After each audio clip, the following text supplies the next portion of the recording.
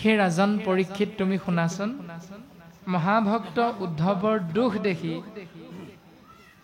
পিত যুগ অম্বৰ সমান পিতাম্বৰ পিত মানে হালধীয়া বস্ত্ৰ অম্বৰ মানে পৰিধান কৰি থকা যিজনে শৰীৰত হালধীয়া বস্ত্ৰ পৰিধান কৰে তেওঁৰ নামটো হ'ল পিতাম্বৰ কেৱল কৃষ্ণ তত্ত্বহে হালধীয়া বস্ত্ৰ পৰিধান কৰে সেইকাৰণে কৃষ্ণদেৱৰ অনন্ত কোটি নামৰ এক নাম হ'ল পিতাম্বৰ আৰু মহাভক্ত উদ্ধৱৰ দুখ দেখি পিতাম্বৰ ভগৱন্ত কৃষ্ণ তত্ত্বই ভৈলন্ত আকুল কৃষ্ণ জগত জনক কমল নয়ন ভৰি বহবৈলুতক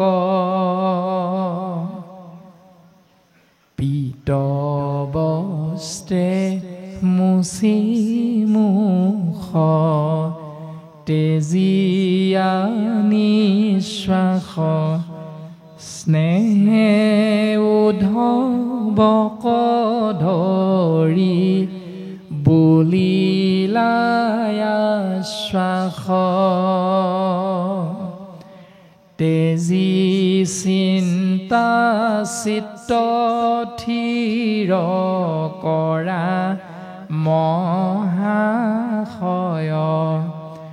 তজু দুখ দেখি মোৰ নহহে হৃদয় হে উদ্ধৱ তুমি মোৰ পৰম বান্ধৱ তুমি নাকান্দিবাচোন উদ্ধৱ তুমি যে কান্দিছা তোমাৰ দুখ মই সহ্য কৰিব পৰা নাই তুমি তোমাৰ চিত্ত স্থিৰ কৰা এই বুলি ভগৱন্ত পুৰুষে মহাভক্তক মৰমেৰে সাৱটি ধৰি উপদেশ প্ৰদান কৰিছে এইখিনিতে এই তত্ত্বটো আমি বুজিবলৈ চেষ্টা কৰিব পাৰোঁ যে যিজন মহাভক্ত উদ্ধৱ দুখ কৰিছে গৰাকী ভগৱন্তই তেওঁক এৰি থৈ যাব আৰু ভকতৰ দুখ দেখি ভগৱন্তৰ দুই চকুৰ পৰা চকু পানী নিগৰিছে এতিয়া আমি চিন্তা কৰোঁচোন আমাৰ গাঁওখনত 100 ঘৰ ব্যক্তিৰ ভিতৰত কোনোবা এজন ব্যক্তিৰ যদি মৃত্যু হয় তেতিয়া কিমান শতাংশ বাপ আয়ে ব্যক্তিজনৰ মৃত্যুত দুখ কৰে গাঁওখনত 90% মান মানুহে কি বুলি কয় বোলে কোন মৰিল বুলি কলা আমুক ভালেই হ'ল সেইটো মৰিলে ভালেই হ'ল মাত্ৰ 10% মান মানুহেহে বোলে মানুহজন ভালেই আছিল পায় গ'লগৈ সময় হ'ল ঈশ্বৰৰ ইচ্ছা অকণমান দুখটো কৰিব তেওঁৰ বাবে কিবা এটা গুণ স্মৰণ কৰি অকণমান সময়ৰ বাবে দুখ কৰিব কিন্তু ভাগৱতে আমাক সিদ্ধান্ত দিছে যে কেনেকুৱা এজন স্বভাৱ চৰিত্ৰৰে নিজক সজাই তুলিব পাৰিলে স্বয়ং সৃষ্টি স্থিতি প্ৰলয়ৰ গৰাকী ভগৱন্তই দুখ কৰিবলৈ বাধ্য হৈ যায় সেই দৰ্শনটো আমাক দিলে মহাভক্ত উদ্ধৱৰ চাৰিত্ৰিক বৈশিষ্ট্য মহাভক্ত উদ্ধৱৰ যি দৰ্শন সেই দৰ্শনটো আমাক গুৰুজন বৈষ্ণৱে পাৰিলে আশ্ৰয় কৰিবলৈ উপদেশ প্ৰদান কৰিছে ভগৱন্ত পুৰুষে উদ্ধৱক কৈছে ও স্বৰূপে জানিলা তুমি আমাৰ আশয় বংশ সংহৰিয়াবে চলিব নিশ্চয় সাধিলো উদ্ধৱ দেৱতাৰ যত কাজ নথাকিব ইঠাইত তুহমাত কিবা বাজ। উদ্ধৱ, তুমি যে কান্দিছা, তুমি এবাৰৰ বাবে কিয় ভবা নাই যে যদুবংশক মই ধ্বংস কৰিলো, কিন্তু তোমাক মই নামাৰিলো নহয়, তোমাক যে মই ৰাখিলো? তুমিতো এবাৰ ভাবা উদ্ধৱ, সকলোকে নাশ কৰিলো কিন্তু তোমাক মই ৰাখি দিলো, কিন্তু কিয় তোমাক ৰাখিলো, এই কিয়টোৰ বিষয়ে তুমি এবাৰো ভবা নাই? এই বুলি ভগৱন্তই উদ্ধৱক মনত পেলাই দিছে। এই ৰামে দ্বাৰকা নগৰ সাগৰত যাইবে তল, মই গৈলে লোকত মিলিবে বিমংগল। পিৰিবে দুৰ্জন কলি গুচিবে আচাৰ, শুইবে অধৰ্মতৰতি যতেক প্ৰজাৰ। দ্বাৰকা নগৰখন সাগৰত তল যাব কেতিয়া? যেতিয়া মই গুচি যাম। আৰু কি হ'ব? জীৱৰ মাজত অমংগলে দেখা দিব। কিয়? কাৰণ মই যে গুচি যাম, লগে লগে সময়ৰ ওপৰত প্ৰভুত্ব বিস্তাৰ কৰিবৰ বাবে, জীৱৰ দায়িত্ব ল'বৰ বাবে কলিৰ আগমন হ'ব। সেইকাৰণে কলিৰ কৰাল গ্ৰাসত জীৱবিলাক কি হ'ব? ধৰ্মৰ পথৰ পৰা বিচলিত হ'ব, বিপথে পৰিচালিত হ'ব, অৰ্থাৎ অধৰ্মী হ'ব, অধৰ্মৰ প্ৰতিহে আকৃষ্ট হ'ব জীৱবিলাক। কিয়নো এয়া কলিৰ আগমনৰ কাৰণে জীৱৰ মাজত এনেকৈ অমংগলবিলাক হ'ব। গতিকে উদ্ধৱ, তোমাক মই কওঁ শুনা, তুমি মোৰ লগত যাওঁ যাওঁ কৰি নাথাকিবাচোন। তোমাকনো কিয় মই ৰাখিলো, তুমি এবাৰৰ বাবে চিন্তা কৰি চোৱাচোন উদ্ধৱ। তুমি যে কৈছা মোৰ লগত তোমাকো লৈ যাব লাগে বৈকুণ্ঠলে, তুমি গুচি গ'লে কি হ'ব জানানে উদ্ধৱ? মই গুচি গ'লে এইকেইটা হ'ব, তুমি গুচি গ'লে কি হ'ব জানা?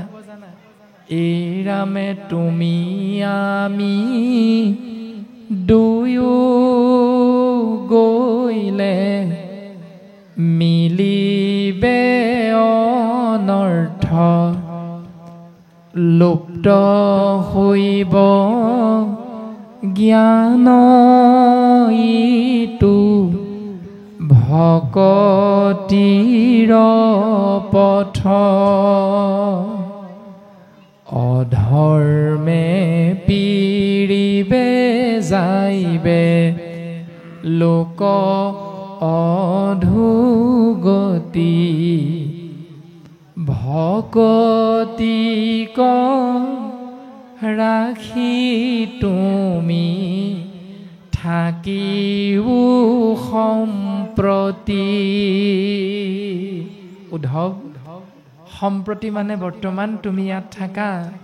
কিয়নো তুমি আমি দুয়ো গৈলে জীৱবিলাক পৰম গতিৰ বিপৰীতে অধোগতি যিহেতু যাবই কলিৰ কৰাল গ্ৰাসত পৰি, গতিকে অধোগতিৰ পৰা জীৱক পৰম গতি প্ৰদান কৰিব পৰা যি মোৰ নিৰ্গুণ নাম শ্ৰৱণ কীৰ্তন মহাভক্তি মাৰ্গটো নাইকিয়া হৈ যাব নহয় উদ্ধৱ। আৰু যিহেতু মই ভাবিছো এই শ্ৰৱণ কীৰ্তন মহাভক্তিৰ দায়িত্ব তোমাক দি যাম, কিয়নো তুমি মোৰ পৰম বান্ধৱ, কিয়নো তুমি মোৰ একান্ত ভকত, সেইকাৰণেহে মই তোমাক ৰাখিছো উদ্ধৱ। তাকে বুজিবলৈ চেষ্টা নকৰি তুমি কেৱল মোৰ লগত যাওঁ যাওঁ যাওঁ যাওঁ ইয়াকে কৈ কৈ তুমি দুখ কৰিছা উদ্ধৱ। তুমি নাকান্দিবা, তুমি শুনা। মোহৰ বচন আবে নচাৰিবা ভূমি, শ্ৰৱণ কীৰ্তন প্ৰৱৰ্তায়া থাকা তুমি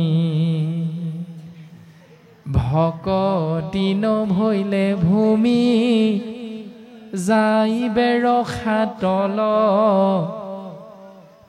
মোৰ আজ্ঞা পালি ৰহিবু মহাবল। যিহেতু শ্ৰৱণ কীৰ্তন মহাভক্তি জীৱৰ পৰম মুকুতিৰ বস্তু আৰু তাক যদি পৃথিৱীত নাথাকে তেতিয়াহ'লে ভূমি ৰসাতললৈ যাবলৈ বেছি সময় নালাগে। এবাৰতো ৰসাতললৈ গৈছিলে উদ্ধৱ। তুমিতো জানাই যে যেতিয়া আদি দৈত্য হিৰণ্যকশিপুৰ আৰু হিৰণ্যাক্ষই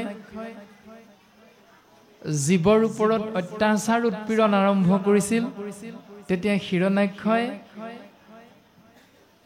বসুমতীক নিজৰ পত্নী কৰিবৰ বাবে ৰসাতলত নি লুকুৱাই ৰাখিছিল। কাৰণটো কি?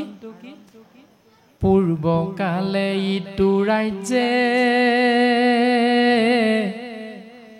নাছিল ভকতি নানা দেৱ পূজা মাত্ৰ আচৰে সম্প্ৰতি ও নানা দেৱ পূজন কৰয় বলিদান শংখ চাগ মহিষাতৈ অসংখ্য প্ৰমাণ। পূৰ্বতে এই ৰাজ্যত ভক্তি নাছিল। ভক্তিৰ বিপৰীতে আছিল ৩৩ কোটি দেৱ দেৱতাক হাঁহ ছাগলী মহ আদিবিলাক বলি দি বলি বিধান প্ৰক্ৰিয়াৰে নানা দেৱতাক পূজা অৰ্চনা কৰা আৰু নিজৰ মংগল সাধনৰ পথটো বিচাৰি লোৱা। আৰু সেইকাৰণে জীৱবিলাকৰ মংগলৰ বিপৰীতে কেৱল অধোগতিহে হৈছিল আৰু লগে লগে বসুমতীও ৰসাতললৈ যাব লগা হৈছিল। গতিকে উদ্ধৱ আকৌ এবাৰ যাতে বসুমতী ৰসাতললৈ যাব লগা নহয় তাৰ বাবে তুমি মোৰ আজ্ঞা পালন কৰি এই সংসাৰত থকা জীৱৰ মাজত জীৱৰ মংগলৰ অৰ্থে মোৰ নিৰ্গুণ নাম শ্ৰৱণ কীৰ্তন মহাভক্তি আশ্ৰয় কৰি। এই বুলি ভগৱন্ত ইক্ষতত্ত্ব কৃষ্ণদেৱে উদ্ধৱক উপদেশ প্ৰদান কৰিছে। বৰ্তমান পদচন্দে এনেকৈ কথাখিনি আগবঢ়াইছে। ইয়াৰ পাছত উদ্ধৱক আৰু কি উপদেশ দিব পদে আমাক ক'ব। নাথাকিবা কহিলো প্ৰকৃতি মুত চিত দিয়া ফুৰা পৃথিৱী প্ৰজ্যোতি যত দেখা শুনা মায়াময় স্বপ্ন সম হৰিময় দেখি দূৰ কৰা মতি ভ্ৰম জ্ঞান কৰ্ম ভকতি কহিলো কৰি ভেদ ভকতি পৰম পন্থ দিলো পৰিছেদ নাহিকে উত্তম গতি ভকতিত পৰে নিষ্ঠে কহো ভকতিহে মোকো বশ কৰে ভকতিত পৰে আন নাজানিবা সুখী হেন শুনি উদ্ধৱে মুচিয়া মুখ আখি কৃষ্ণৰ চৰণ চাই তেজিয়া নিশ্বাস গদ গদ বাক্যে বুলিল লাখে লাখ। কৃষ্ণ ভগৱন্ত পুৰুষে উদ্ধৱক উপদেশ প্ৰদান কৰি সিদ্ধান্ত এটা দিলে যে উদ্ধৱ যিহেতু মই ধৰণী মণ্ডল এৰাৰ লগে লগে এই দ্বাৰকা নগৰখন সাগৰত তল যাব। সেইকাৰণে উদ্ধৱ, তুমি দ্বাৰকাত থাকিব নালাগে দিয়া। তুমি দ্বাৰকাৰ পৰা গুচি যোৱা। কলৈ যাবাগৈ? ভগৱন্ত পুৰুষে উদ্ধৱক উপদেশ প্ৰদান কৰিছে, কিন্তু ঐত নথাকিবা কহিলো প্ৰকতি মোট চিত্ত দিয়া ফুৰা পৃথিৱী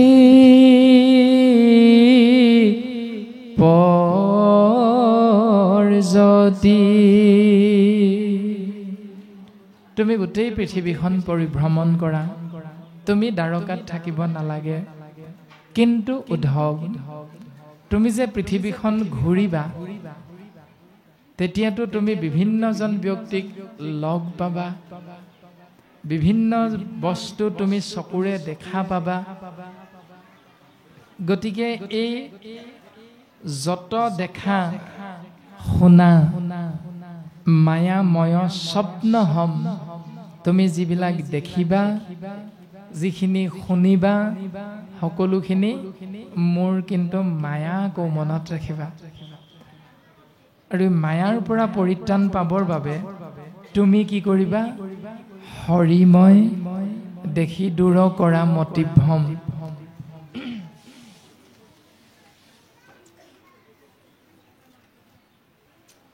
তুমি সমস্তকে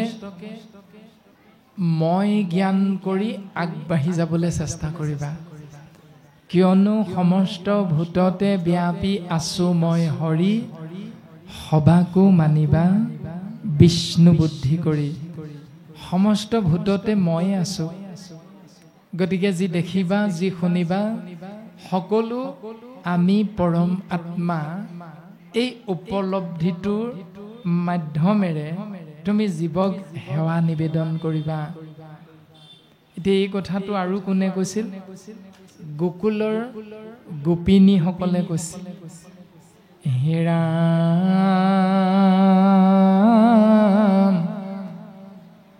কৃষ্ণ তুমি আছা হেনো সবাৰো হৃদিত, তত্ত্ব নাপাই তোমাক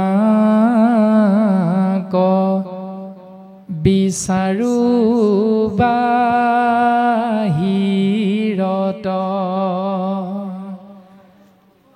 ইক্ষতত্ত্ব কৃষ্ণদেৱ ক'ত আছে? নামঘৰত আছে। এইটো আমাৰ ধাৰণা। ক'ত আছে? মন্দিৰত আছে। সেইকাৰণে আমি মন্দিৰলৈ যাওঁ। ক'ত আছে? মছজিদত আছে। ক'ত আছে? গীৰ্জাত আছে। ক'ত আছে? গছৰ তলত আছে। ক'ত আছে? এটা মূৰ্তি নিৰ্মাণ কৰি সেই মূৰ্তিটোত কৃষ্ণ তত্ত্ব আছে। এনেকৈ আমি বাহিৰত যে কৃষ্ণক বিচাৰি ফুৰো ইক্ষতত্ত্বক, শাস্ত্ৰই কৈছে যে কৃষ্ণ হেনো আছা তুমি সবাৰো হৃদিত। সকলোৰে হৃদয়ৰ মাজত কৃষ্ণ তত্ত্ব প্ৰকাশমান হৈ আছে। তত্ত্ব নাপায়, এই কথাটো আমি বুজিব নোৱাৰি। তোমাকো বিচাৰো বাহিৰত। কৃষ্ণক আমি বিচাৰি বিভিন্ন স্থানত আমি উপস্থিত হওঁ। তাকে উদ্ধৱৰ আগত কৈছে যে তুমি যিমান দেখিবা, যিমান শুনিবা, এই সকলোখিনি কিন্তু মোৰ মায়া। গতিকে মায়াৰ পৰা পৰিত্ৰাণ পোৱাৰ উপায়টো শইকীয়া, দত্ত, কলিতা, বৰুৱা, বৰা, গোহাঁই, বৰগোহাঁই উপাধিবিলাক নহয়। মায়াৰ পৰা পৰিত্ৰাণ পোৱাৰ উপায়টো হ'ল কৃষ্ণ বুলি সম্বোধন কৰা প্ৰত্যেকজনাকে। তেতিয়াহে তুমি মায়াৰ পৰা পৰিত্ৰাণ পাব পাৰিবা। নহ'লে বোলে শইকীয়া কোনফালে যোৱা, খেলি মেলি লাগি যাব পাৰে। বোলে তোতকৈ মই বয়সত কিমান ডাঙৰ, তই যে মোক শইকীয়া বুলি মাতিলি, আহি যাব পাৰে কিন্তু এইটো কথা। গতিকে বাক্যটো উচ্চাৰণ কৰোঁতে অকণমান আমি সাৱধান হোৱাটো ভাল। বোলে কৃষ্ণ শইকীয়া বাপ কোনফালেনো যোৱাগৈ বা কোনফালেনো যায়গৈ, তেওঁ যিমান খং উঠিলেও কিন্তু এই যে কৃষ্ণ বুলি কৈ দিয়া হৈছিল, সেইকাৰণে তেওঁ সেইটো ভাৱনা নাহে আৰু বোলে কৃষ্ণ বাপ অকণমান ওলাই আহিলোঁ, আপোনাৰ বৰ ভালেই নহয় বোলে, ভাল, প্ৰভুৰ কৃপাত আছোঁ আৰু আজি পিছে বেছি সময় আপোনাক দিব নোৱাৰিম, মোৰ এফালে বিশেষ কাম এটা আছে, এই সময় মোৰ পাৰ হৈ গ'ল, গতিকে ঘূৰি আহি যদি সময় পাওঁ পাৰিলে চাহ একাপ খাই যাম দিয়ক, হয়তো মনটো এনেধৰণে কৈ দিব। তো এই ব্যৱস্থাবিলাক ভাগৱতে কৈছে আমাক। এইটো হ'ল ভাগৱত দৰ্শন। আৰু ভগৱন্ত কৃষ্ণ তত্ত্বই উদ্ধৱৰ আগত সেই জ্ঞানটো প্ৰদান কৰিছে যে হৰিময় দেখি দূৰ কৰা মতিভ্ৰম। তুমি যি এহাত মাটিৰ কাৰণে কাজিয়া কৰিছা, সীমাটো ঠেলি ঠেলি একেবাৰে ভিতৰ পুৱাই দিলেহি, সেইকাৰণে সেইজনক গোৱাল গালি পাৰি তাতে ক্ষান্ত নাথাকি নিষ্পত্তিৰ বাবে কোৰ্ট কাছাৰী পৰ্যন্ত পাই গলাগৈ। কিন্তু যিডোখৰ মাটি তোমাৰ বুলি ভাবি এহাত তোমাৰ ফালে ঠেলি দিয়াৰ কাৰণে তোমাৰ ধাৰণা অনুসৰি তেওঁক গালি পাৰিলা, তেনেকুৱা মাটিক নিজৰ কৰিবলৈ গৈ হিৰণ্যকশিপুৰ হিৰণ্যাক্ষ, ৰাৱণ, কুম্ভকৰ্ণ, শিশুপাল, দন্তবক্ৰ আদি কিমান ডাঙৰ ডাঙৰ বীৰ এই সংসাৰতে পৃথিৱীৰ বুকুতেই জন্ম হৈ পৃথিৱীক নিজৰ কৰিবলৈ যাওঁতে পৃথিৱীৰ বুকুতেই এদিন নিশ্চিন্ন হৈ গ'ল। শাস্ত্ৰই জ্ঞানটো দিছে। গতিকে মাটিডোখৰ ইয়াতে থাকি যাব, মাটিক কোনো আমি নিজৰ কৰিব নোৱাৰোঁ। ইয়াতে জন্ম হৈছোঁ পৃথিৱীৰ কোলাতে, আকৌ এদিন পৃথিৱীৰ কোলাতে আমি নিশেষ হৈ যাম। মাত্ৰ থাকি যাব সময় বালিত কি তোমাৰ নামটো। সেইকাৰণে নাম চৈতন্য। ছবিটো থাকি নাযায় কিন্তু নামটো থাকি যাব। নামটো কিয় থাকি যাব? নামটো গুণৰ লগত যোগ হৈ আছে। তোমাৰ গুণটো ক'ৰ লগত যোগ হৈ আছে? কৰ্মৰ লগত যোগ হৈ আছে। কৰ্মটো কাৰ লগত যোগ হৈ আছে? ধৰ্মৰ লগত যোগ হৈ আছে। তোমাৰ কৰ্ম যদি শুদ্ধ ধৰ্ম হয়, তেতিয়াহ'লে শুদ্ধ ধৰ্ম আশ্ৰয় কৰাৰ বাবে তোমাৰ নামটো এই সংসাৰত জিলিকি থাকিব, মানুহৰ মুখে মুখে ওলাই থাকিব। কিন্তু তাকে যদি আশ্ৰয় নকৰি গাঁওখনৰ প্ৰত্যেকজনৰ লগত কেৱল কাজিয়া পেচালৰ মাধ্যমেৰেহে জীৱন আগবঢ়াই আছা, তেতিয়াহ'লে বাকীসকলেতো ক'বলৈ সুবিধা পাবই। কোন মৰিল বোলে মোক, সেইটো মৰিলে বৰ ভাল হ'ল, এতিয়াহে গাঁওখনত শান্তি হ'ব। এনেকৈ ক'বলৈ বৰ বেছি সময় নালাগে। কাৰণে গুৰুজনে আমাক এই দৰ্শনখিনি দিছে যে উদ্ধৱ তুমি শুনা, জ্ঞান কৰ্ম ভকতি কহিলো কৰি ভেদ, ভকতি পৰম পন্থ দিলো পৰিছেদ। উদ্ধৱ, বেদৰ মতে জীৱৰ তৰণৰ উপায় দুটা। এটা হ'ল প্ৰবৃত্তিঞ্চ, অন্যটো হ'ল নিবৃত্তিঞ্চ। এই প্ৰবৃত্তিঞ্চ বা প্ৰবৃত্তি, নিবৃত্তিঞ্চ বা নিবৃত্তি, ইয়াক আকৌ তিনিটা দৰ্শন আছে। এটা হ'ল প্ৰবৃত্তিঞ্চ মাৰ্গটোত জ্ঞান আৰু কৰ্মকাণ্ড যোগ হৈ আছে, অৰ্থাৎ সকাম মানে কিবা এটা উদ্দেশ্য হ'লেহে ঈশ্বৰক চিন্তা কৰে, উদ্দেশ্য নহ'লে ঈশ্বৰক চিন্তা নকৰে। যেনেকৈ জ্বৰ হ'লেহে টেবলেটটো খাওঁ, যেনেকৈ বেমাৰ হ'লেহে ডাক্তৰলৈ মনত পৰে, কিন্তু বেমাৰ নহ'লে সেই ডাক্তৰজনলৈ কেতিয়াও মনত নপৰে। যেতিয়া এগৰাকী প্ৰসূতি ডাক্তৰে অপাৰেশ্যন কৰি দিয়াৰ পাছত এটি সন্তান সুন্দৰকৈ আপোনাৰ হাতত গতাই দিব ডাক্তৰজনে, এসপ্তাহমান বা 3 দিনমান মেডিকেলত থাকি যেতিয়া ঘৰলৈ সন্তানটো লৈ বোৱাৰীগৰাকী আহিব, তেতিয়া সেই ডাক্তৰজনলৈ জীৱনত আকৌ মনত নপৰে আজি দিনালৈকে বেমাৰ নহয়। ডাক্তৰজনলৈ যে ফোন এটা কৰি বোলে ছাৰ আপোনাৰ ভালনে, এই কথাষাৰ সুধিবলৈ সেই মাতৃগৰাকীৰ কিন্তু এদিনো সময় নহয় আৰু পাছত জীৱনটোত। কিন্তু সেইদিনা মনত থাকে কোনদিনা? ল'ৰাটোৰ যদি কিবা এটা হৈ যায়, এমাহৰ মূৰত তেতিয়া ডাক্তৰলৈ ফোন কৰে, ছাৰ আছেনে, ল'ৰাটো এনেকুৱা হৈছে, কি কৰিম? এইখনেই হ'ল আমাৰ মনুষ্য সংসাৰ। কৃষ্ণ।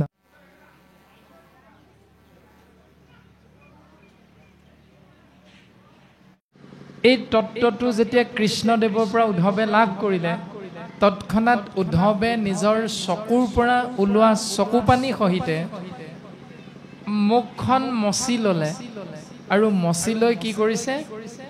কৃষ্ণৰ চৰণ চাই তেজিয়া নিশ্বাস গদ গদ বাক্যে বুলিলন্তলাখে লাখ। গদ গদ মানে ঠুকা ঠুকি, লাখে লাখ মানে লাহে লাহে। আমাৰ সৰু ল'ৰা এটাই কান্দি থাকিলে দেউতাকে ধমকি এটা দি দিবচোন, কান্দোনটো বন্ধ হ'ব, কিন্তু কিবা এটা সুধিলে মাতটো ঠুকা ঠুকি হৈয়ে থাকে। ঠিক তেনেকৈ উদ্ধৱেও কৃষ্ণদেৱৰ কৃপাধন্য হৈ উপদেশটো পালে আৰু চকু পানী মচি ল'লে, কিন্তু মাতটো তেতিয়াও ঠুকা ঠুকিয়ে হৈ আছে আৰু ঠুকা ঠুকি মাতেৰে কৃষ্ণৰ চৰণত লাহে লাহে ভাগি সেৱা নিবেদন কৰিছে।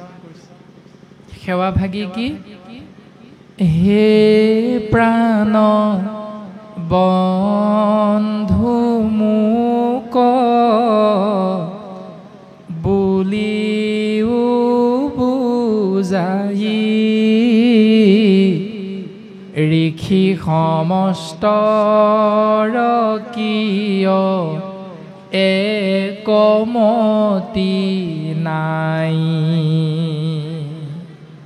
সেই প্ৰাণবন্ধু কৃষ্ণ তুমি মোক বুজাই দিবানে? এই ঋষিমুনিসকলে যে বেদ অধ্যয়ন কৰিলে, কিন্তু জীৱনে পূৰ্ণতা লাভৰ বাবে শৰীৰধাৰী মনুষ্যৰ মংগল হোৱাকৈ এটা উপায় কিয় নিদিলে? বিভিন্ন উপায় দিলে যে। মই এই কথাটো বুজা নাই প্ৰভু, তুমি মোক বুজাই দিয়া।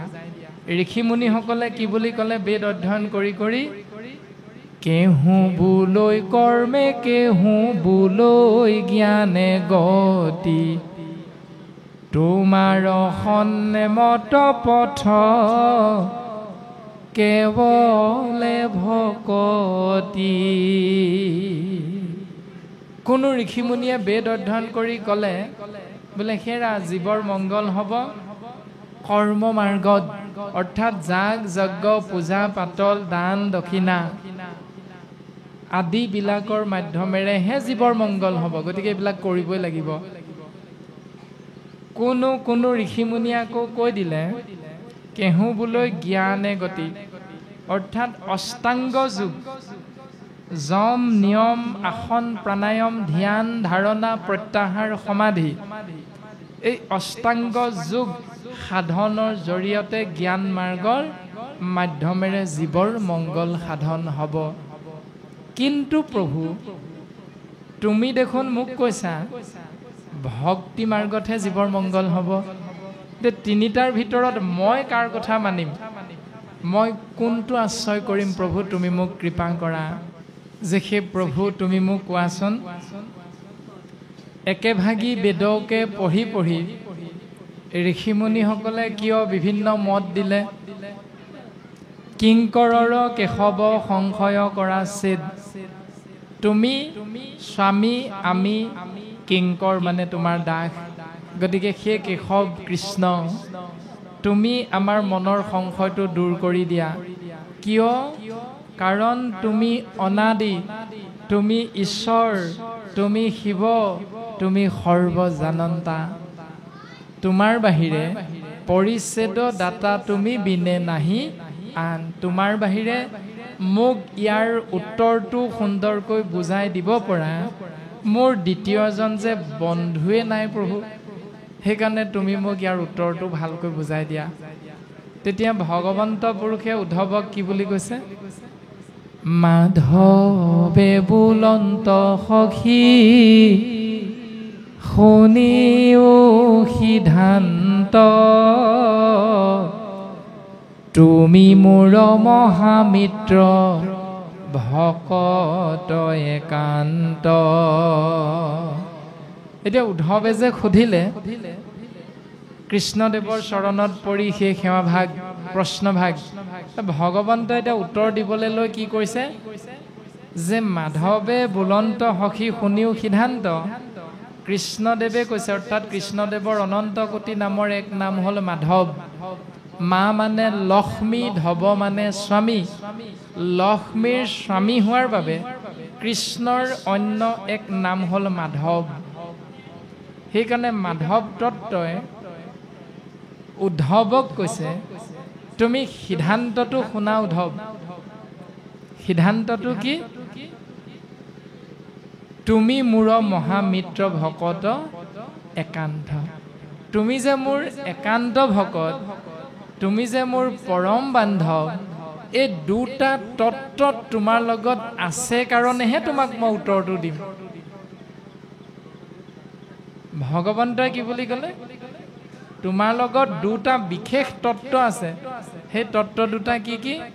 ৩৩ কোটি দেৱ দেৱতাৰ চৰণ চিন্তা নকৰি তুমি মোৰ লগত বন্ধুত্ব স্থাপন কৰিলা, এই ১ নম্বৰ তত্ত্ব।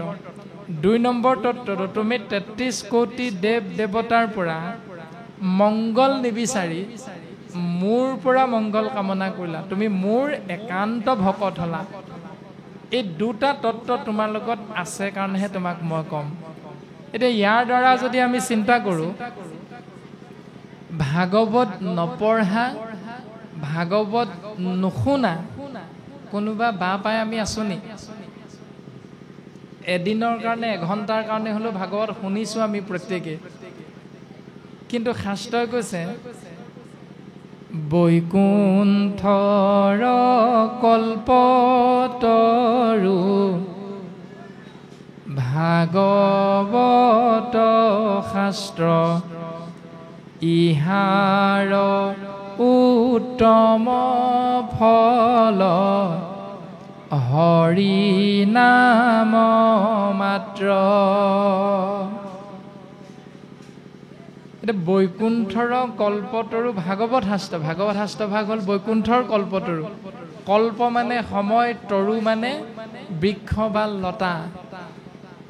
কল্প মানে সময়ৰূপী বৃক্ষ, সময়ৰূপী লতা সদৃশ ভাগৱত। ইয়াৰ মহান ফলটো হ'ল কৃষ্ণ নাম। কৃষ্ণ নাম মহান ভাগৱত যিকোনো ঘটিয়াম বাটিয়াম মানুহে কৈ থকা কথা নহয়। ই বৈকুণ্ঠৰ শাস্ত্ৰ কৃষ্ণ মুখৰ বচন আৰ কি তত্ত্বক পাই যেই হে জন। ইয়াৰ তত্ত্বটো সকলোৱে লাভ কৰিব নোৱাৰে। তুমি MA পাছ কৰিলেও লাভ কৰিব নোৱাৰিবও পাৰা ইয়াৰ তত্ত্বটো। তাৰমানে নালাগে ভক্তিত দেৱ দ্বিজ ঋষি শুইব, নেলাগে সমৃত শাস্ত্ৰ বিস্তৰ জানিব। ভক্তি কৰিবলৈ তুমি BA MA পাছ কৰা চাৰ্টিফিকেটখনৰ মূল্যাংকনটো নহয়। ভক্তি কৰিবলৈ ভগৱন্তৰ কৃপা, অৰ্থাৎ ভগৱন্তনো কোন পিছে? সত্য ত্ৰেতা দ্বাপৰ তিনিও যুগত ভগৱন্ত পুৰুষে নিৰ্গুণ নিৰাকাৰ তত্ত্বৰ পৰা সগুণ সাকাৰ ৰূপ ধাৰণ কৰিছিল। এইটো শুদ্ধ, আমি সকলোৱে জানো। যেনেকৈ সত্যব্ৰত ৰাজাক প্ৰলয়ৰ সময়ত মাৰ্গ দৰ্শন কৰাবৰ বাবে মাছ ৰূপত অৱতাৰ ধাৰণ কৰিছিল। দেৱতা আৰু অসুৰ সাগৰ মন্থনৰ সময়ত মন্দৰ পৰ্বতটো ধৰি সহায় কৰিবৰ বাবে কাছৰ ৰূপ ধাৰণ কৰিছিল কুৰ্ম। তাৰ পাছত পৃথিৱীক উদ্ধাৰৰ বাবে বৰাহ ৰূপ, ভক্ত প্ৰহ্লাদক উদ্ধাৰৰ বাবে নৃসিংহ ৰূপ, সময় সময় হৈছিল কিন্তু এতিয়া কি যুগ কলি যুগ দেউতা মৰিল ঘৰখনত এক্সিডেণ্ট হৈ সন্তানটো ঢুকাল ককাক আইতাক থাকোঁতে নাতিয়েকৰ মৃত্যু হৈছে সেইকুৰা জীয়া জুই এতিয়া নামঘৰত গৈ মণিকূটলৈ চাই গুৱাপান অৰিহণা আগবঢ়ায় এই কপালখন খুটা এটাত খুন্দিয়াই খুন্দিয়াই তেজ উলিয়াই দিলে ভগৱানে তথাস্তু বুলি দেখা দিবনে নিদিয়ে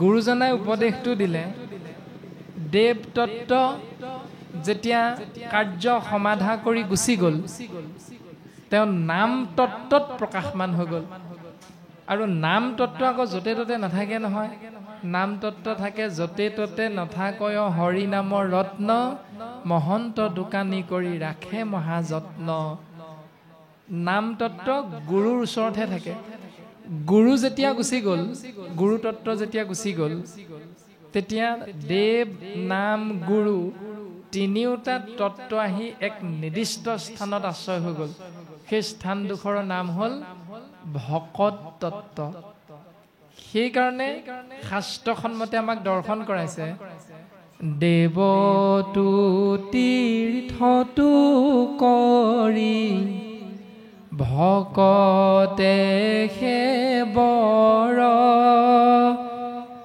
ভকতক ভজিলে গুচয় কৰ্মজৰ তাৰমানে গুৰু দেৱ নাম ভকত চাৰি মহাবস্তু এক বুলি গুৰুজনাই সিদ্ধান্ত দিছে সেইকাৰণে কলিত ভকতেই হ'ল ভগৱান অৰ্জুনক সম্বোধি বুলন্ত শ্ৰী হৰি কলিত বৈষ্ণৱে বিষ্ণু জানা নিষ্ট কৰি কলিত বৈষ্ণৱে বিষ্ণু কলিত ভকতেই ভগৱান কলিত নৰেই ঈশ্বৰ সিদ্ধান্ত দিলে এতিয়া কলিত যদি ভকতেই ভগৱান তেতিয়াহ'লে সেই ভকতৰ দৰ্শনখিনি আমাক দিছে ভকত সকলে যেবে কৰৈ আশীৰ্বাদ তেবে খেমি লয় সিটো কৃষ্ণৰ প্ৰসাদ ভকতে যিহেতু ভগৱান সেইকাৰণে ভকতে আশীষ প্ৰদান কৰা মানে কৃষ্ণৰ কৃপা লাভ কৰা এই দৰ্শনটো বৰ্তমান কৈছে যে তুমি মোৰ মহামিত্ৰ ভকত একান্ত তুমি মোৰ মহামিত্ৰ আৰু তুমি মোৰ একান্ত ভকত সেইকাৰণে উদ্ধৱ তোমাক মই এই তত্ত্বটো প্ৰকাশ কৰিম তুমি শুনা উদ্ধৱ এই ৰামে বেদে যেন কবই তাক শুনা প্ৰাণ সখী মায়াময় বেদ ধৰ্ম সবাকো উপেক্ষী কেৱলে মাত্ৰ লৈ বেক শৰণৰ শুইবে কৰ্মমলতে যি তেবেখে প্ৰসন্ন বেদে কাৰ কথা কৈছে উদ্ধৱ তুমি শুনা বেদ মানে কি জ্ঞান বেদ মানে কি জীৱ ব্ৰহ্ম এতিয়া বেদ মানে জ্ঞান জ্ঞানে কাৰ কথা কয় ভুলটো শুধৰাই ল'বলৈ কয় জ্ঞানে এই কথাটো আমাক বুজাই দিয়ে মন আমাৰ খেলি মেলি যেনি তেনি যায় জ্ঞান গুৰু ৰখিয়া আনিব ঘূৰাই আমাৰ খেলি মেলি লগা মনটো জ্ঞানৰূপী গুৰুৱেহে আমাক ঘূৰাই আনিব পাৰে সেই জ্ঞানে কি কয় যে জ্বৰ হ'লে মেডিকেল বিলাকত ফাৰ্মেচী বিলাকত সহজ উপলব্ধ টেবলেটটোৰ নাম হ'ল পেৰাচিটামল টেবলেট সেইটো কোম্পানীয়ে উলিয়াইছে এতিয়া পেৰাচিটামল টেবলেটটো পেৰাচিটামল ইংৰাজীত শব্দটো পঢ়িব নাজানিবও পাৰে দেউতাসকলে, আমিও নাজানিব পাৰোঁ শব্দটো পঢ়িব, কিন্তু ডাক্তৰজনে কওঁতে, ফাৰ্মেচীৰ ব্যক্তিজনে কওঁতে সেই বাকলিখনৰ ৰংটো মনত ৰাখি লৈ আহিলে যে এইটো টেবলেট মোক দিনটোত দুবাৰ খাবলৈ কৈছিলে, এইটো ৰঙৰ টেবলেটটো। সেইকাৰণে দেউতাই নামটো নাজানে এইটো জ্বৰৰ কি কোম্পানীৰ টেবলেট, কিন্তু বাকলিখনৰ ৰংটো চাই তেওঁ দিনে দুটাকে খাবলৈ লাগি গ'ল। আৰু দিনে দুটাকৈ খোৱাৰ লগে লগে দুদিনমানতে তেওঁ জ্বৰটো ভাল হৈ গ'ল। তাৰমানে ঔষধৰ মূল কৰ্মটো হ'ল বেমাৰক নাশ কৰা। তুমি ঔষধটো জানিয়ে খোৱা, নাজানিয়ে খোৱা কোনো কথা নাই, ঔষধৰ কামেই সেইটো বেমাৰ ভাল কৰা। জ্ঞানে সেইটোকে কয় আমাৰ। তাৰপাছত এলডিনে হওক ফেনাইলে হওক নামটো পঢ়িলা, পঢ়ি লৈ তুমি এলডিন খাবলৈ লৈ ক'লা, মই হ'লে MA পাছ কৰা আকৌ দেই, এই বুলি কৈ যদি এলডিনৰ বটলটো খাই দিয়া, মই আকৌ ডাক্তৰ দেই, এই বুলি যদি এলডিনৰ বটলটো খাই দিয়া, তুমি মৰিবা নে নমৰা? নিশ্চয় মৰিবা। বোলে মই মহন্তৰ কুলত জন্ম হৈছিলোঁ, এই বুলি কৈ এলডিন খাই দিয়াচোন, নমৰিবা নি? মৰিবাই, কাৰণ বিষৰ কামেই সেইটো। ঠিক তেনেকৈ এই দৰ্শনটো বৰ্তমান আমাক প্ৰদান কৰিছে। বেদে যেন কৱৈ তাক শুনা প্ৰাণ সখী, মায়াময় বেদ ধৰ্ম সবাকো উপেক্ষী। তুমি সকলোখিনি ত্যাগ কৰি কেৱলে মাত্ৰ লৈবে ক শৰণ, হৈবে কৰ্ম মল তেজি তেবেশে প্ৰসন। তুমি আমাত শৰণ লোৱা, জানি ল'বা নে এতিয়া নজনাকে ল'বা? মাধৱ গুৰুজনাই সহজ কৰি দিলে। নামঘোষা শাস্ত্ৰত এজোকা ঘোষাই ক'লে, অজ্ঞানে বা অজ্ঞানে মাধৱৰ নাম, ফুৰে যিটো জনে সুঁৰি, তাংক মূৰ বুলি হাতে চক্ৰ ধৰি, অ ৰাখিয়া ফুৰন্ত হৰি। তুমি কৃষ্ণ বুলি জানিয়ে কোৱা, নজনাকে কোৱা, কোনো কথা নাই। নামে নামৰ কাম কৰিবই, কথা হ'ল সেইটো।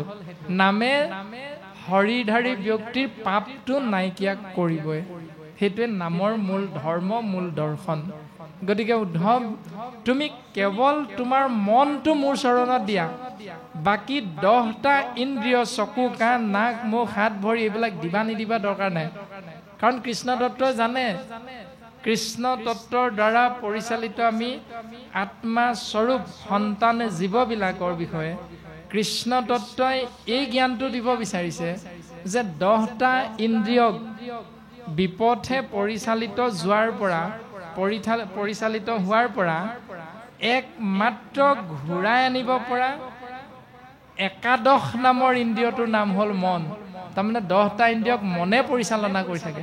সেইকাৰণে মনটো যদি কেনেবাকৈ ভগৱন্তৰ চৰণত অৰ্পণ কৰি দিয়ে, তেতিয়াহ'লে 10টা ইন্দ্ৰিয় আপুনি ভগৱন্তৰ চৰণলৈ গুচি আহিব। আমাৰ যে অসমীয়াত এজোকা কথা আছে, বোলে আগৰ গৰু যেনি যায় পাছৰ গৰুও তেনি যায়। ঠিক তেনেকৈ মনটো যদি কৃষ্ণৰ চৰণত লগাই দিব পৰা যায়, তেতিয়াহ'লে চকু, কাণ, নাক, মুখ, হাত, ভৰি, গুহ্য, লিংগ আদিকে ধৰি যি 10টা ইন্দ্ৰিয়, 10টা ইন্দ্ৰিয় আপুনি কৃষ্ণৰ চৰণলৈ নিজে নিজে আহি যাব, চিন্তা কৰিব নালাগে। কৃষ্ণই সেই কথাটোকে উদ্ধৱক ক'লে, তোমাৰ মনটো মোৰ চৰণত দিয়া, শৰণ লোৱা। এতিয়া শৰণ মানে কি? কৃষ্ণ তত্ত্ব ক'ত আছে? হৃদয়ৰ মাজত। কিয় আমি দেখা নাপাওঁ? প্ৰত্যেকৰে হৃদয়ৰ মাজত কৃষ্ণ তত্ত্ব থকাৰ পাছত আমি দেখা নাপাওঁ কিয়? এতিয়া প্ৰাণজিতক প্ৰাণজিত নামেৰেহে দেখিছোঁ, কোনোবা এজনক গগৈ উপাধিজনক গগৈ উপাধিৰ দৰে দেখিছোঁ, শইকীয়া উপাধিজনক শইকীয়াৰ মতেৰে দেখিছোঁ। ঈশ তত্ত্বৰ দৰ্শনটো কিয় আমি লাভ কৰিব নোৱাৰোঁ? যদি পাৰিলোহেঁতেন হাই কাজিয়া নহ'লহেঁতেন, যদি পাৰিলোহেঁতেন আমি কেতিয়াও অসুখ অশান্তিৰ মাজত থাকিব লগা নহ'লহেঁতেন। কিয় নোৱাৰোঁ? গুৰুজনে আমাক সিদ্ধান্ত দিছে, এৰাম সমস্ত কাষ্ঠতে অগ্নি আসন্ত বিয়াপি ঘড়ীখন বিনে টাংক নেদেখে কদাপি। ঘৰখন কৰিলেহে তাৰ পৰা জুই জ্বলে, আমাৰ কাৰ্য সিদ্ধি হয়। ঠিক তেনেকৈ গুৰুজন বস্তুৱে আমাক দৰ্শন কৰালে সেহি মতে কৃষ্ণ আছে সবাৰু হৃদিত ভকতি নভৈলে জানা নোহন্ত বেকত। তেনেকৈ কৃষ্ণ তত্ত্বও সকলোৰে হৃদয়ৰ মাজত আছে। শৰীৰটোৰ হৃদয়ত শৰীৰটো জুইশলা বাঁহটো কৃষ্ণ তত্ত্বৰ ভিতৰত আছে কাঠিবিলাক। আৰু অগ্নিতত্ত্ব কৃষ্ণ তত্ত্বক যদি চাব বিচাৰা তেতিয়াহ'লে ভক্তিৰূপী কাঠিৰে তাক ঘৰখন কৰিবলৈ চেষ্টা কৰা, উপলব্ধি কৰিবলৈ চেষ্টা কৰা, কৃষ্ণ তত্ত্বক হৃদয়ত দৰ্শন পাবা। এতিয়া ভক্তি কৰিবলৈ যাওঁতে প্ৰথম খোজটো কি? এৰাম ভকতিৰ বীজ শৰণে খে নিজ প্ৰেমানন্দ তাৰ ফল শৰণ বিনাই ভকতি কৰয় এৱা ঘটৰ যেন জল। ভক্তিৰ প্ৰথম খোজ হ'ল শৰণ। শৰণ নোলোৱাকৈ ভক্তি কৰা এৱা ঘটৰ জল। এতিয়া আমাৰ যে বজাৰত দুদিনৰ পাছতে যে ওলাব গাখীৰৰ ঘট, সেই ঘটটো পক ধৰা ঘট, সেইকাৰণে তাত গাখীৰ পানী যি দিয়ে সি ৰখাই থব পাৰে। কিন্তু পক নধৰা ঘটটো বা কলহটোক এৱা ঘট বুলি কয়, যিটো জুইত পুৰা নাই তেতিয়ালৈকে, মাত্ৰ ব্যক্তিজনে নিৰ্মাণহে কৰিছে। তাত যদি পানীটোপা ঢালি দিয়া যায় তেতিয়াহ'লে সেই ঘটটো আপোনা আপুনি গলি যাব, খহি যাব, মাটিখিনি নাইকিয়া হৈ যাব, সি ৰাখিব নোৱাৰে। ঠিক তেনেকৈ ভক্তি কৰিবলৈ, ভক্তি কৰিলে জীৱন ধন্য হয় বুলি কৈছে, কিন্তু ভক্তি কৰিবলৈ শৰণ প্ৰক্ৰিয়াৰেহে আগবাঢ়িব লাগিব। এতিয়া ফলটো কি পাম? আম গছৰ পুলি এটা ৰুলে আম খাবলৈ পাম, কঁঠাল গছৰ পুলি ৰুলে কঁঠাল খাবলৈ পাম। কিন্তু আম পুলি কঁঠাল পুলি ৰুই যেতিয়া আম কঁঠাল লাগিব তেতিয়া গছ দুজোপাৰ তলত গৈ বোলে লিচু এটা খাবলৈ পোৱা হ'লে, এতিয়া ৰুইছিলে আম পুলি কঁঠাল পুলি, তাততো লিচু নালাগে। সেইকাৰণে আমি চিন্তা কৰিব লাগিব যে ভক্তি কৰি ঈশ্বৰ দৰ্শনেৰে জীৱনৰ সফলতাৰ বাবে শৰণ প্ৰক্ৰিয়াৰে আমি জীৱনটো আগবঢ়াব লাগিব। আৰু সেই শৰণ ব্যৱস্থাটোৰ কথা ইতিমধ্যে আমাক প্ৰকাশ কৰিছে যে শৰণৰ মাধ্যমেৰে আমি যিটো ফল পাম সেই ফলটো হ'ল প্ৰেমানন্দ। প্ৰেম যোগ আনন্দ সমান প্ৰেমানন্দ। এতিয়া এখন গৃহস্থী আমি যেতিয়া বসবাস কৰোঁ গাঁৱৰ মাজত সমাজ পাতি, তেতিয়া সেই সমাজখনত বা সেই ঘৰখনত দন হাই কাজিয়া বেমেজালি এইবিলাক কিয় হৈ থাকে? তাৰ মূল কাৰণটো হ'ল প্ৰেম আনন্দৰ মাজেৰে জীৱনটো উপভোগ কৰিবলৈ আপুনি মই শিকা নাই। অৰ্থাৎ এজনে অন্যজনক যেনেধৰণে ভাল পাব লাগে সেই ভাল পোৱাটো আপোনাৰ মোৰ অন্তৰত অহা নাই, সেই প্ৰেমটো জাগৃত হোৱা নাই। সেইকাৰণেহে আপুনি মই আনন্দটো লাভ কৰিব পৰা নাই।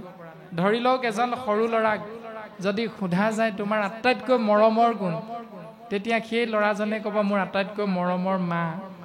তাৰ পাছত কোন? দেউতাক। অলপ দিনৰ পাছত ডাঙৰ হৈ যৌৱনপ্ৰাপ্ত হৈ যেতিয়া বিয়া কৰাব তেতিয়া সুধিবচোন আটাইতকৈ মৰমৰ কোন? মা দেউতাক গুলি মাৰ, তেতিয়া মানুহজনী নামটোহে ক'ব। তাৰ পাছত কি হ'ব? যেতিয়া এটি সন্তান হ'ব তেতিয়া মানুহগৰাকীও গুলি মাৰ, তেতিয়া সন্তানটিহে মৰমৰ হ'ব। কিন্তু গুৰুজনাই কৈছে সকলোৰে প্ৰতি পিতৃ মাতৃ পত্নী আৰু সন্তান সকলোৰে প্ৰতি সমান ভাৱনাটো ৰাখা তুমি, তেতিয়া সংসাৰখন তুমি বিচৰা ধৰণে ঈশ্বৰৰ কৃপাধন্য হৈ এই সংসাৰত প্ৰেম যোগ আনন্দৰে বৰ্তি থাকিব পাৰিবা। এতিয়া তাৰে আত যদি আমি বিচাৰোঁ তেতিয়াহ'লে উত্তৰটো আমি কেনেকৈ পাম? এতিয়া আৰু দুদিনৰ পাছতে বহাগ বিহু হ'ব, নতুন বছৰ। এতিয়া বহাগ বিহুৰ দিনা এজোকা বিহু নামটো আপোনাৰ হবে শুনিছে, বোলে গৰু বিহু দিনা দদায়ো বস্ত্ৰ দান কৰিবা, দদায়ো তেহে পাবা বৈকুণ্ঠত ঠাই।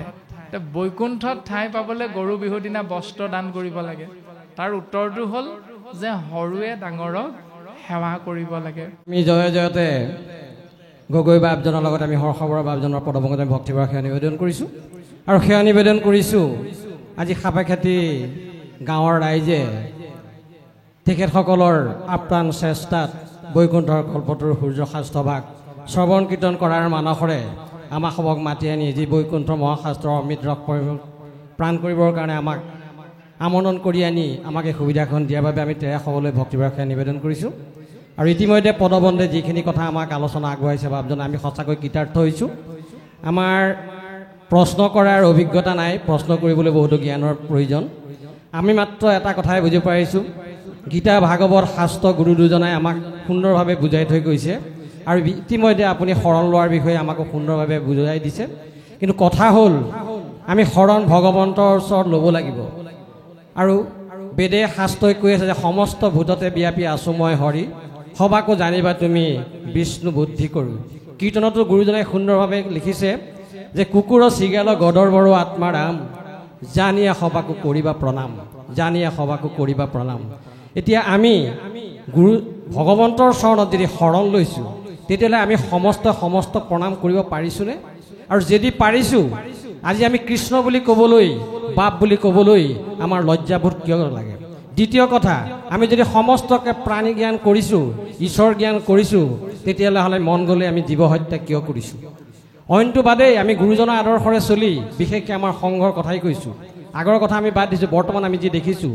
কিন্তু আজি মন গ'লে আমি জীৱ হত্যা কৰিছোঁ, মন গ'লে আমি এজা ছাগলী বলি দিছোঁ।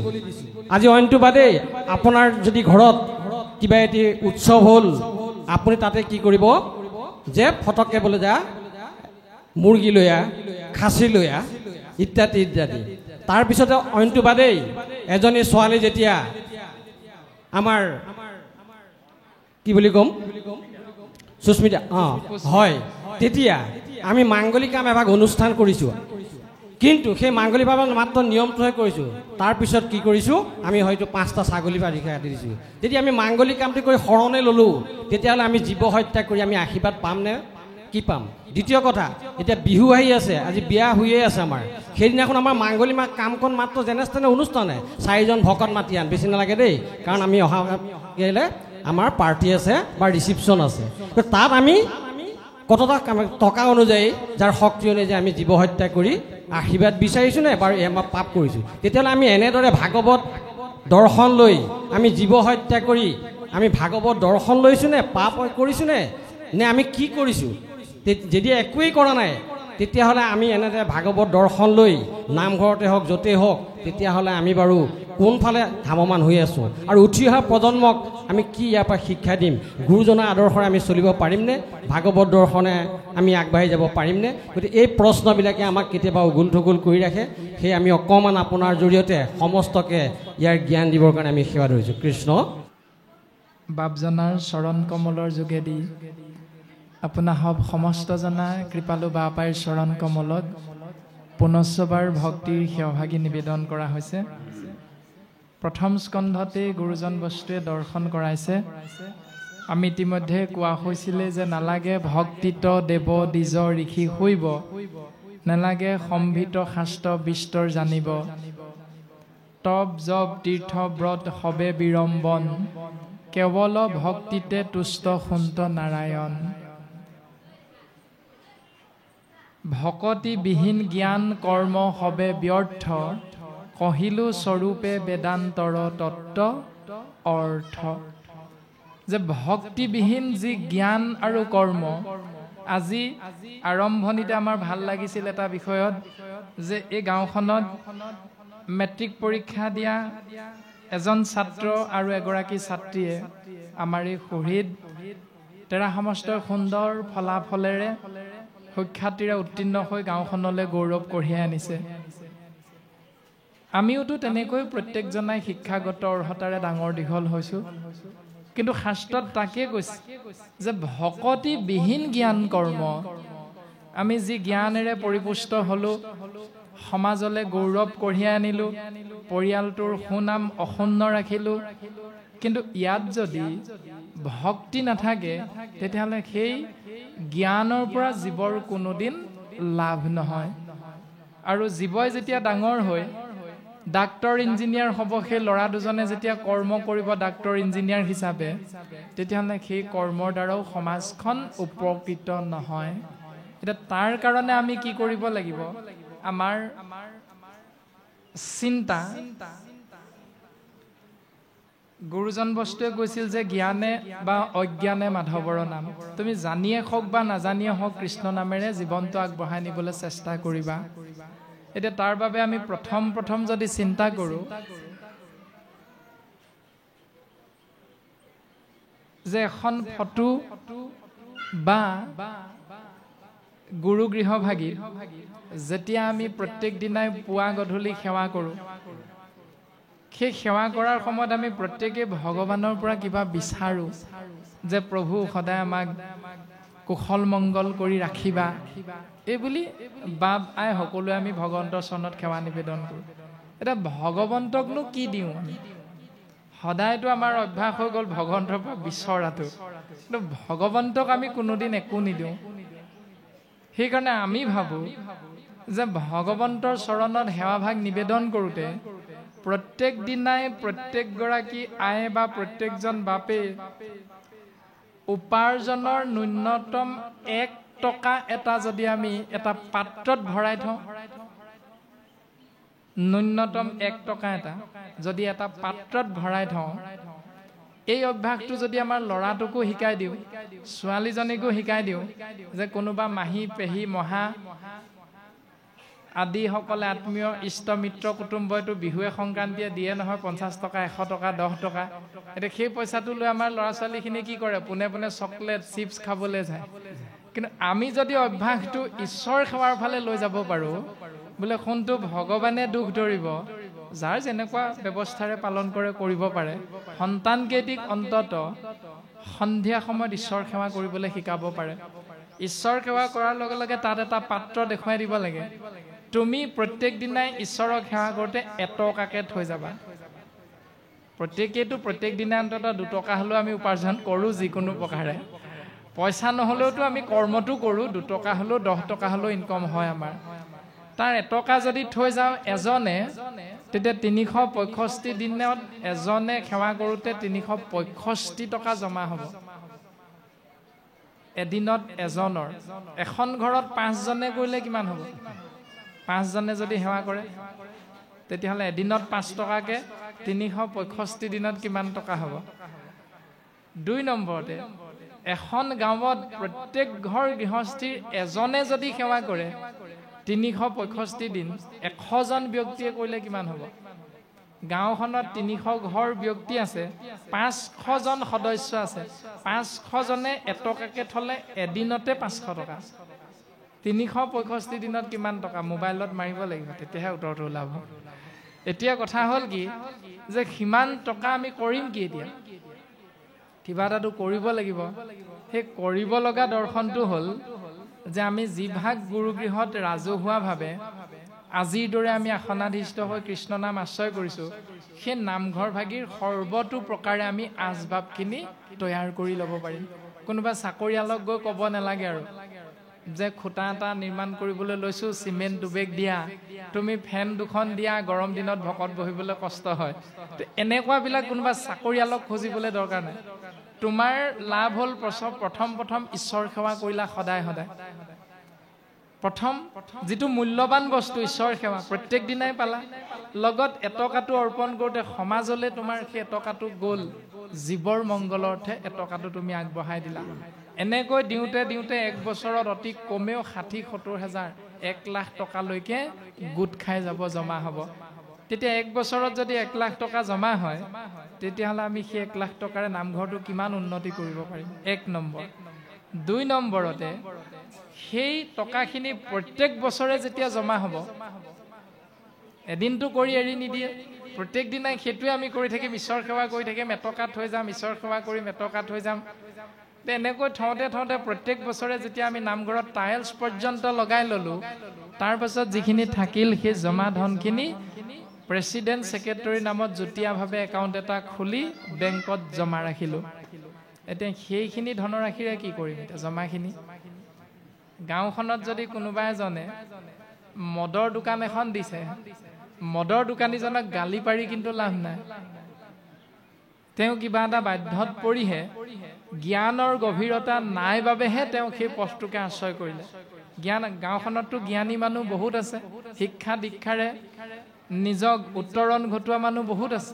সেইকাৰণে সেইসকলে নামঘৰত ৰাজহুৱাভাৱে যদি সভা এখন পাতি সেই বাপ আই দুইজনকে মাতি সোধা হওক, বোলে তুমি যে মদৰ দোকানখন দিলা কিয়? বোলে চলিবলৈ আৰু বেলেগ একো উপায় নাই, সেইকাৰণেহে মদৰ দোকানখন দিছে। ঠিক আছে, তোমাৰ হাতত জমা ধন কিমান আছে? বোলে 15,000 মান আছে। তেতিয়াহ'লে আমি ৰাইজে তোমাক আজি আৰু 20,000 টকা দিছোঁ, তুমি মদৰ দোকানখন এৰি ভাল ব্যৱসায় এটা কৰা, আৰু যিটো দিনত তোমাক আজি দিছোঁ, অহা বছৰ এইটো দিনতে তুমি আমাক 20,000টো ঘূৰাই দিবা। যদি ইচ্ছা হয় তুমি লগত কিবা এটা দিবা, ইচ্ছা নহ'লে তুমি নিদিলেও কাৰো ক'ব লগা নাই। এইবুলি যদি লিখিতভাৱে সেই ব্যক্তিজনক টকা 20,000 দি দিয়া যায়, সেইটো ক'ৰ পৰা আহিব? এটকীয়া ধনটোৰ পৰা সেই 20,000টো আহিব। তেওঁক যেতিয়া দি দিয়া যাব, তেতিয়া তেওঁৰ ল'ৰা ছোৱালীকেইটাই সেইটো চিন্তা কৰিব যে মা দেউতাই বেয়া কাম কৰিছিল, আমি বুজি পাইছিলোঁ, কিন্তু উপায় নাই, ৰাইজখন আমাৰ লগত আছে, আমি অকলশৰীয়া নহয়। যেতিয়া ৰাইজখন তেওঁলোকৰ লগত আছে বুলি সন্তানকেইটিয়ে বুজি পাব, তেতিয়া তেওঁলোকে কোনো দিন বেয়া কাম নকৰে। তেওঁলোকে যেতিয়া পঢ়া শুনা কৰি ভাল ধৰণে উত্তীৰ্ণ হৈ ডাক্তৰ ইঞ্জিনিয়াৰ হ'ব, তেতিয়া আপোনাৰ মোৰ বেমাৰ হ'লে, আপুনি মই নাথাকিলেও আপোনাৰ মোৰ সন্তানটোৰ যেতিয়া বেমাৰ হ'ব, গাঁৱৰ সেইজন ডাক্তৰে এই যে 20,000 দেউতাকক দিছিল, তাৰ পঢ়াৰ যিটো এডমিশ্যনৰ ফিজ 2,000 টকা, গাঁওখনত দুখীয়া 5জন ছাত্ৰক যদি এই উন্নয়ন কমিটিয়ে সেই এটকীয়া ধনৰাশিৰ পুঁজিটোৰ পৰা 2,000-2,000কৈ যদি দুখীয়া ছাত্ৰক আমি দিব পাৰোঁ গাঁওখনৰ ভিতৰত, অঞ্চলটোৰ ভিতৰত, তেতিয়াহ'লে সেই ছাত্ৰকেইজনে সেইটো কেতিয়াও পাহৰি নাযায় আৰু সমাজৰ উন্নতিৰ হকে তেওঁলোকে কাম কৰিব। গতিকে আমি ভাবোঁ এনেকুৱা চিন্তাৰ মাজেৰে যদি আমি সমাজখন আগবঢ়াই নিব পাৰোঁ, তেতিয়াহ'লে আমি এখন সুন্দৰ সমাজ গঢ় দি তুলিব পাৰিম, যিখন সমাজ আমি আমাৰ ভৱিষ্যত প্ৰজন্মৰ হাতত অৰ্পণ কৰি আমি সুন্দৰভাৱে সংশয় নথকাকৈ চকু মুদিব পাৰিম। আৰু সেইকাৰণে গুৰুজন বস্তুৱে ভাগৱত ধৰ্মৰ দৰ্শনটো দিছে, আপুনি আচৰি ধৰ্ম আনকো শিকায়, সেহি ভাগৱত ধৰ্ম জানা নিমিৰায়। যে পোনে পোনে তুমি আনক গালি সপনি নিদিবা, যদি তোমাৰ লগত সেইটো অভ্যাস আছে। তোমাৰ যদি চিগাৰেট খোৱা অভ্যাস আছে, চিগাৰেটটোত লিখা থাকে পেকেটটোত, স্মকিং ইজ ইনজুৰিয়াছ টু হেল্থ, লিখা আছে তাত। তুমি যদি খাই ভাল পোৱা, তোমাৰ ছাত্ৰজনে যদি তোমাক দেখি লুকুৱাইছে, তেতিয়াহ'লে তুমি তাক গালি পৰাতকৈ তুমি প্ৰথম নিজক সংশোধন কৰা যে তোমাৰো সেইটো অভ্যাস আছে। গতিকে অভ্যাসটো প্ৰথম এৰি লোৱা, তাৰপিছত তাক বুজাই দিবা, চোৱা কোনটো বোলে ময়ো চিগাৰেট খাই ভাল পাইছিলোঁ, কিন্তু মোৰ এনেকুৱা অৱস্থা হ'ল, যদি পাৰা তুমি এইটো ব্যৱস্থাৰ পৰা ওলাই আহিবলৈ চেষ্টা কৰা। প্ৰথম নিজে আমি অভ্যাসটো গঢ়ি ল'ব লাগিব। দ্বিতীয়তে সিদ্ধান্ত দিছে কৃষ্ণ, একান্ত ভকতে বা পৰম ভকতে জাক নিতে কৰে ৰতি, সেহি ভাগৱত ধৰ্ম জানিবা নৃপতি। নিমি ৰজাৰ আগত কৈছে যে একান্ত ভকতসকলে যিটো নিয়ম সদায় পালন কৰে, সেইটোৱে হ'ল ভাগৱত ধৰ্ম। এতিয়া দেউতাই যদি কোনোদিন গুৰু সেৱা নকৰে, তেতিয়াহ'লে সন্তানটোৱে নামঘৰত ক'ৰ পৰা সোমাবগৈ? দেউতাকে গুৰুগৃহভাগ নিৰ্মাণ কৰি থৈ গ'লেহে সন্তানটোৱে গুৰুগৃহত সোমাই ঈশ্বৰ চিন্তা কৰিবলৈ চেষ্টা কৰিব। যদি দেউতাকে সেইটো কৰা নাই, দেউতাকে যদি সন্ধিয়া সময়ত গা পা ধুই নামঘৰত নোসোমাই বন্তি জ্বলাবলৈ, তেতিয়াহ'লে ল'ৰাটোক কৈ থাকিলেতো ল'ৰাটো নাযায়। মাকগৰাকীয়ে যদি সন্তানটোৱে পঢ়ি থকাৰ সময়ত চিৰিয়েলখনত গুৰুত্ব দিয়ে, মোবাইলটোত গুৰুত্ব দি ভাত ৰন্ধন কৰি থাকে, তেতিয়াহ'লে যিগৰাকী কন্যাই সেইটো পৰিৱেশত উঠি ডাঙৰ হৈছে, বিয়া হোৱাৰ পাছত সেই কন্যাগৰাকীও সিখন ঘৰত গৈ সেইটোকে পালন কৰিব। গতিকে প্ৰথম শাস্ত্ৰই ক'লে শ্ৰেষ্ঠজনে কৰে যদি গৰিহিত কৰ্ম, দেখা দেখি অন্যে বোলে তাকে ধৰ্ম। শ্ৰেষ্ঠসকলে যদি বেয়া কামটো কৰে তেতিয়াহ'লে সেইটোকে কনিষ্ঠসকলে ধৰ্ম বুলি আশ্ৰয় কৰি লয়। গতিকে বাপজনাই কোৱা কথাখিনিত আমি সেইটোকে অকণমান অনুমান কৰা হৈছে যে সমাজত শ্ৰেষ্ঠ বুলি ভবা, বয়সত ডাঙৰ জ্যেষ্ঠ বুলি ভবা সেইসকলে কৰি থকা ভুল কৰ্মটোৰ কাৰণে কনিষ্ঠসকলে সেইটোকে ধৰ্ম বুলি সেইটো পথেৰে হয়তো আগবাঢ়ি যায়। গতিকে আমি চিন্তা কৰিলে তেনেকৈ উত্তৰখিনি লাভ কৰিব পাৰোঁ। তপ জপ তীৰ্থ ব্ৰত আৰু সদাচাৰ, ধন জন পুত্ৰ ভাৰ্যা, গৃহ আপোনাৰ, সমস্তকে শুদ্ধভাৱে অৰ্পিলে কৃষ্ণত, তাকেহে বোলয় ধৰ্ম মহা ভাগৱত। এটা সৰু উদাহৰণ, সকলোকে কৃষ্ণ নামত অৰ্পণ কৰিবলৈ গৈছে শুদ্ধভাৱে। যেতিয়া আমি বছৰেকৰ মূৰত সন্তানৰ জন্মদিনটো পাতো, ইংৰাজীত বাৰ্থডে বুলি কয়। বাৰ্থডে পাতে নাই আপোনালোকে? পাতে। দেউতাকে নাপাতিলেও মাকবিলাক অকণমান আগৰণুৱা এইটো বিষয়ত, অপৰাধ নধৰিব। দেউতাকক মাকে মনত পেলাই দিয়ে, পৰহিলে সোণটোৰ বাৰ্থডে আছে নহয়, কি কৰে এইবাৰ? মাকগৰাকীয়ে অকণমান মনত পেলাই দিয়ে। দেউতাকে হয়তো পাহৰিও যায় কৰ্মব্যস্ততাৰ বাবে। যাই কি নহওক বাৰু, মাকৰ গাতে দুখ হ'লেও দেউতাকৰ গাতে দুখ হ'লেও দুখটো নিশ্চয় আছে আমাৰ সমস্ত জনাৰে লগত। কিন্তু বাৰ্থডে দিনা সন্তানক যদি কোৱা হয় শুনটো পৰহিলে তোমাৰ জন্মদিন, বোলে হয়নি দেউতা, বোলে হয়নি মা মোৰ জন্মদিন, তেতিয়াহ'লে মোক কি দিবা? শুনটো তোমাক কি লাগিব কোৱা? বোলে দেউতা মোক এবাৰ চাইকেল এখন লাগিব, নহয় দেউতা মোক নতুন চোলা পেণ্ট এযোৰ লাগিব, কাপোৰ কানি, কিবা এটাতো বিচাৰিব। যি বিচাৰে তাকে দিবলৈ চেষ্টা কৰিব, মাত্ৰ এইটো ক'ব এইবাৰ কিন্তু তোমাৰ জন্মদিনত কেক নেকাটো। তুমি কি কৰিব লাগিব? তাৰ বিনিময়ত তুমি কীৰ্তন গ্ৰন্থৰ, নামঘোষা শাস্ত্ৰৰ তুমি শৰণীয়া প্ৰাৰ্থনা ভাগ মুখস্থ কৰিব লাগিব, তুমি ভকতক চৰণ ধুই সেৱা কৰিব লাগিব। কৰিবানে? যদি কৰা তেতিয়াহ'লে তুমি বিচৰা ধৰণে উপহাৰটো তোমাক মই আনি দিম। সন্তানে উপহাৰৰ আশাত নামঘোষাখন চাব, শৰণীয়া প্ৰাৰ্থনা ভাগ মুখস্থ কৰিব, কৰি লৈ ভকতক দেখিলে আদৰি আনিবা, সাদৰি ধৰাখন দিবা, পদূলি মূৰতে চৰণ ধুৱাই দিবা, সেয়ে হ'ব ভকতৰ সেৱা। যিহেতু বাৰ্থডেটো সন্তানটিৰ, সেইকাৰণে দেউতাকে প্ৰাৰ্থনা ভাগ কৰাৰ পৰা অকণমান সন্তানটোক আগবঢ়াই দিব লাগে। নহ'লে সন্তানবিলাকে তেনেকৈ থাকোঁতে শিকিব আৰু নোৱাৰেগৈ পাছত। সেইকাৰণে পিতৃ মাতৃয়ে বোলে শুনটো তুমি প্ৰাৰ্থনা ভাগ গোৱা, আজি তোমাৰহে বাৰ্থডে, গতিকে মই আজি সেৱা নকৰোঁ, গোটেইখিনি কৰ্ম আজি তোমাৰ। যদি এনেকৈ দায়িত্বটো সন্তানক দি দিয়া যায় তেতিয়া সন্তানে সৎ সাহস লাভ কৰে। দেউতাক কাষত আছে, মাক কাষত আছে, ভুল হ'লে আমি শুধৰাই দিম, তুমি চিন্তা নকৰিবা।